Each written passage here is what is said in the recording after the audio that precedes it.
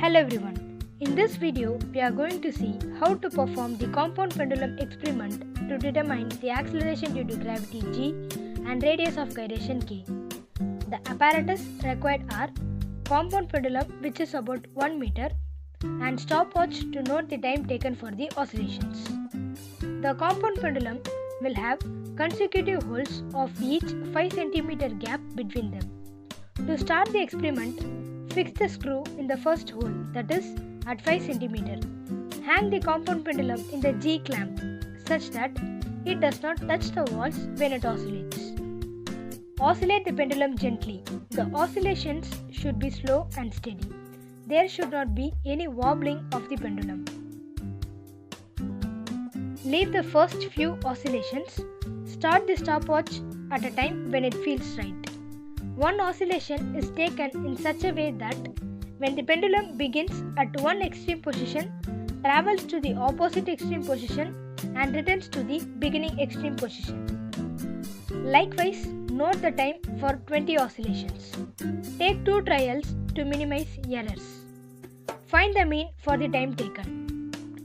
Find the time period by dividing the time taken by total number of oscillations. Next, fix the screw in the next hole, that is at 10 cm. Repeat the procedure, find the time period.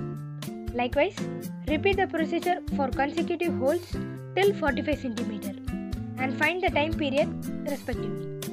At 50 cm, which is the center of gravity of the compound pendulum, there will be no oscillation, as at center of gravity is 0. There will be no restoring force to oscillate the pendulum. Next, screw the pendulum at 55 cm here before oscillating. Reverse the pendulum. So, most of the weight will be downwards of the pendulum. Now, repeat the same procedure as done before and note the time period. Now, point the graph with the values obtained. Take time period in the y-axis and distance of the hole from one end in the x-axis as shown. The value of g and k can be found from the graph. Draw 5 lines horizontally in such a way that intersect with the 4 points of the symmetrical parabola. Also, join the points where the time period is minimum. You can find the equivalent simple pendulum from L equal to AD plus BE by 2. To find the length of each line, square the time period where the lines passes by. Use formula G equal to 4 pi square L by T square.